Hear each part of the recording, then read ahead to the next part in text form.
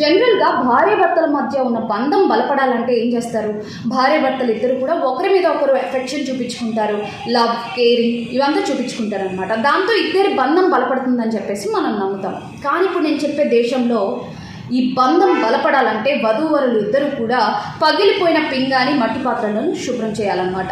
So వినడానికి వింతగా ఉన్నా కూడా ఈ వింతైన ఆచారం జర్మనీలోని కొన్ని ప్రాంతాల్లో పెళ్లికి ముందు పాటిస్తూ ఉన్నారనమాట.